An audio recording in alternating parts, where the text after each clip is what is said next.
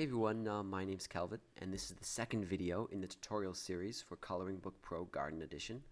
And in this video, I'm going to show you how to make this sort of a heart design. So we'll open Illustrator and go to File, Open, and we'll first navigate to the floral elements in that folder. So in that unzipped folder, in the first one, you'll have the Garden Elements Volume 1 template. We'll open that up. And again, these are just the vector shapes you'll use to make this design. And next we need the two-sided reflector template. So we'll go to File, Open, and it'll be in the second folder. Two-sided reflector template right there. Open. And it looks the same as the six-sided one. Works in almost the same way, except that any shapes you place in this top box here will be reflected over the bottom when you run that script, and then it will be outputted over here. So we need to load those action scripts, so we'll go to Window, Actions, and load the scripts just like before. Clear any that were in there if you see any, and then we'll do Load Actions, and we'll use the two-sided actions, just like that. And if they don't look like this, you want to make sure button mode is enabled. So if they look like this, go to the little menu up here, and then button mode. And then we'll load the brushes as well. I think they might be still loaded from last time. Nope, so we'll go to the menu here, Open Brush Library, Other Library, and then we'll navigate to that folder again. Let's go to, Coloring Book Pro, Brushes and Elements, and then Brush Library right here. Open that. We don't need this anymore. There, here's our brushes. We have the brushes loaded, the actions loaded, and we have our vector elements available here, so we're ready to go. Since this reflects over the bottom here, we're gonna basically make a heart design, like a half of a heart, and then reflect it over.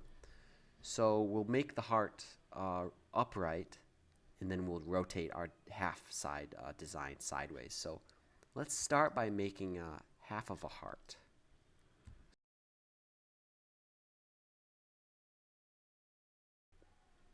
There, I think that'll work as a heart kind of design.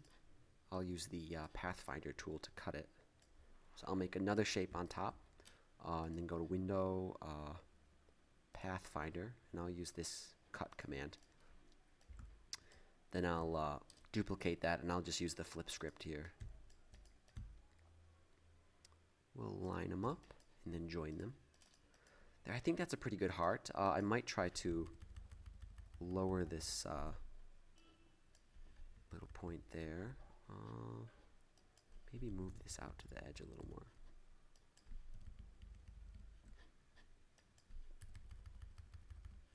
There, that'll work as a pretty rough outline. We'll center it on the artboard here. And we don't want to accidentally click on this, so I'll open up the layers here. I'll unlock the bottom, and I'll move our heart template to the back and then lock it, so I can't accidentally mess with the heart. And then I'll arrange the vector elements on top of the heart, just like we did in the six-sided one, but we'll just fill in half of the heart. So I'll fast forward this and then show you what the result will look like.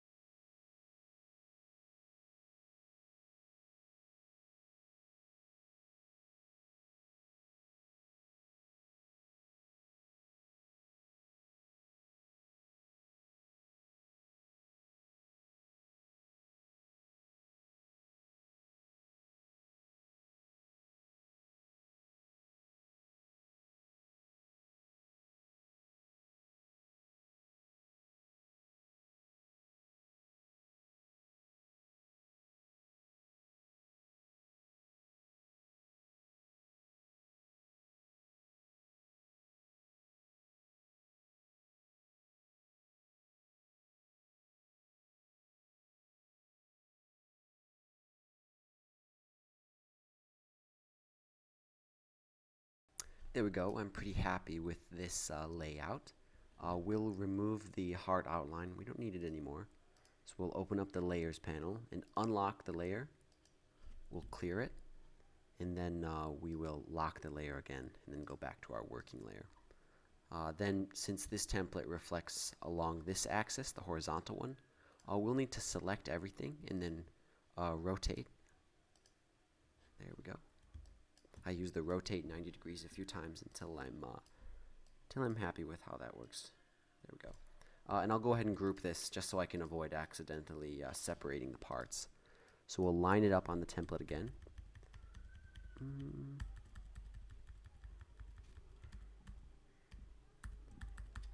There, I think that's pretty good. Make sure the artboard is totally clear. We don't want anything getting mixed up when we run the script. Looks pretty good. Select it, and then at this point, just like on the other tutorial, we could change the stroke. But if you decide to change the stroke, make sure that you run this expand brush script, and then it will select all the brushes you've used and then expand those lines. So I think we're ready to run the script. There we go. There, and just like before, our result will appear over here.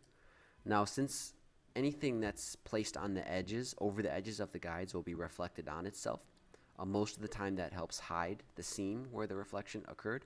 But in this case, we can see the flower went over the edge, and now we have basically two flowers on top of each other. So we'll go ahead and delete one of those flowers. There we go. So there's just one flower, and we can go ahead and ungroup those actually. There. Once everything's ungrouped now, we can take that flower and make sure it comes all the way to the front. There we go. Now the flower's on top. We can select everything, rotate it. Woo. Around and around. There we go. And then we can group it. And there, it's just like with the six-sided template. This is our final result. We can copy it, and then make another document. And this is where we do our exporting, where you might save it for web as a PNG or something like that.